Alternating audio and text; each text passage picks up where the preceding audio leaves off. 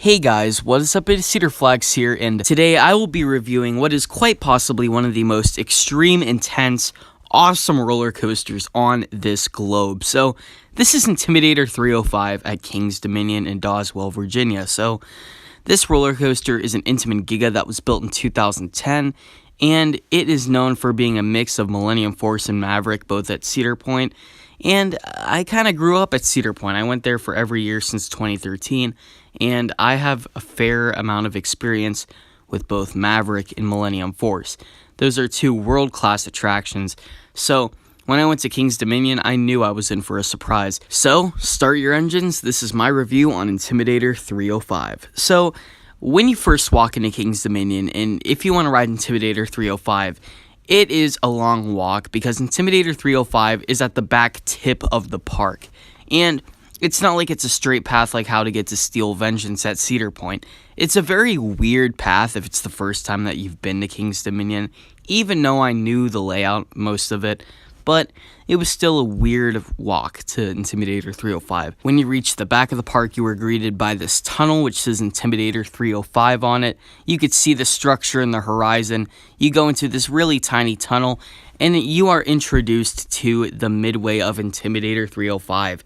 It's a plaza theme to the late and great Dale Earnhardt Sr. It shows a bunch of statistics of his racing career, and at points in time it even shows a model of his car, which he raced during his career. It's a very cool, I guess you could say, plaza. It has a lot of theming, a lot of memorabilia, and it has just a lot of good stuff. But the main attraction of this area of the park is easily the 305-foot roller coaster that is staring you right in the face. It looks incredible just looking at the roller coaster from the center of the plaza. It's so tall, looks so fast, and very low to the ground. So you enter the queue. The queue's nothing much. Actually, when I went, it was pretty dead, especially Intimidator 305. It was very dead. It was almost a walk-on every time. And so you get to the station. The station isn't as themed as some other rides, such as Fury 325 or Millennium Force or Maverick, or even rides like Gatekeeper.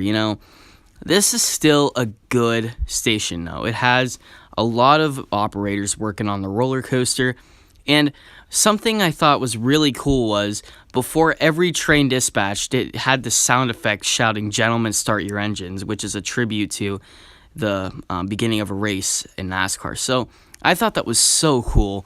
And when I finally got on my train, the restraint was extremely comfortable. It's the same restraints used on rides like Storm Runner, Fahrenheit, Maverick. It's the Intamin soft restraints. I didn't like the hard restraints that used to be on Maverick and I-305 before I rode it, but now it has new restraints. Let's not look into the past. So you pull down those beautiful restraints, and you hear the sound, "Gentlemen, start your engines," of course. And as you're going up the lift hill, you hear voices of race cars drive past you like you were a race car driving off.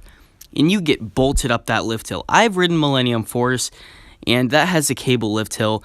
The cable lift hill on Millennium is nowhere near as steep and intense as I-305's. I don't know why. It just seems a lot more modern than Millennium Force is. It seems a lot faster, but I don't really enjoy it as much. The environment of this ride isn't as great as some other rides like Millennium Force or Maverick. It's basically a big field with a bunch of roller coaster track just scattered all over it. If you look to your left, you could see fields of farms and everything in Doswell other than King's Dominion. If you look right, you see the rest of King's Dominion skyline, with Twisted Timbers, the Drop Tower, Anaconda, the Eiffel Tower, and Dominator peeking out of the skyline in the trees.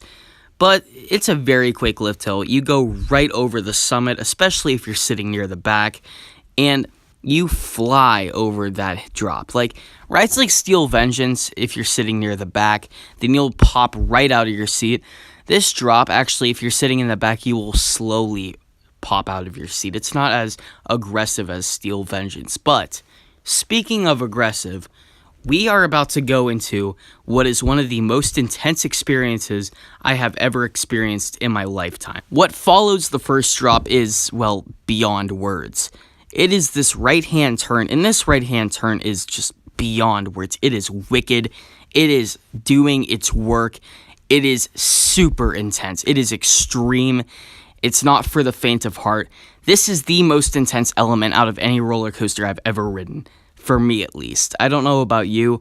This is extreme at its finest. You go into this right-hand turn, and you are almost guaranteed to have an extreme gray out. I know everyone who I've talked to that's been on this, every time they rode it, they got a gray out sensation, if not a blackout. All times I rode this ride, I got a gray out. Every single time I went on that right-hand turn, my senses grayed out. My eyes completely lost color. It was incredible. It was intense. It was something, if you like G-Force, this is the turn for you.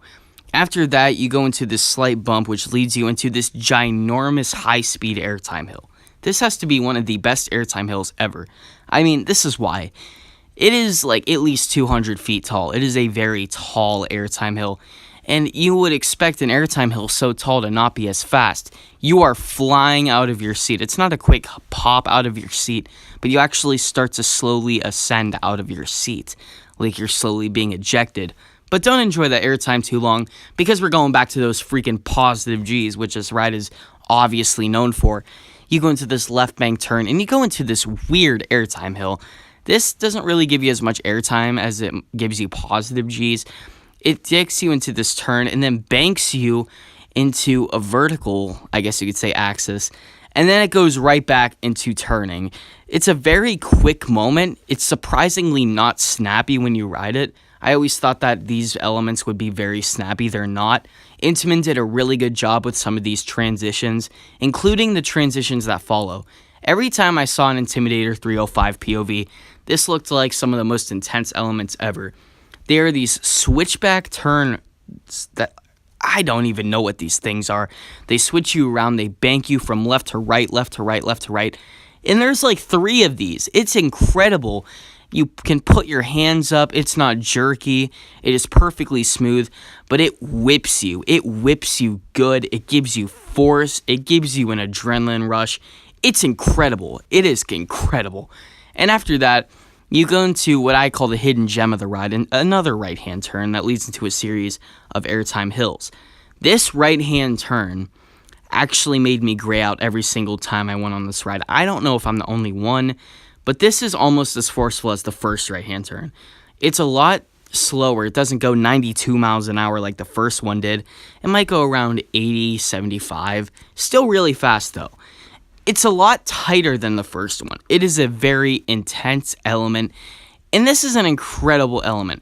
This one makes me gray out so much. I am so disoriented by the time I'm halfway up that airtime hill.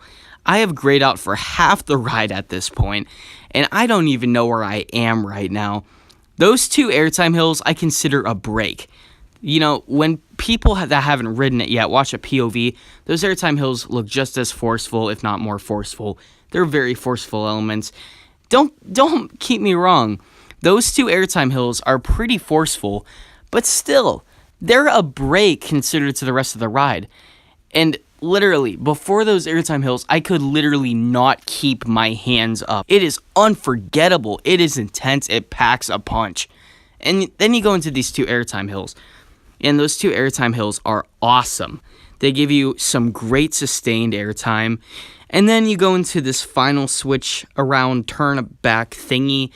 And this is the only complaint of the ride. This is actually a snappy turn. When you finish the switchback, you actually bank left and you kind of get jerked around a little bit left into your restraint. You go into a left-hand turn in what looks like to be a stangle dive, but leads right into the brake run.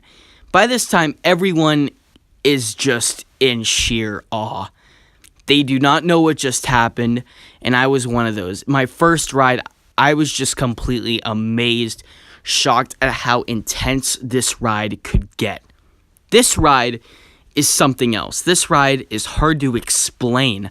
The forces of this ride, like, people that say this isn't as intense as rides like Fury, I've ridden Fury. This ride is way more intense.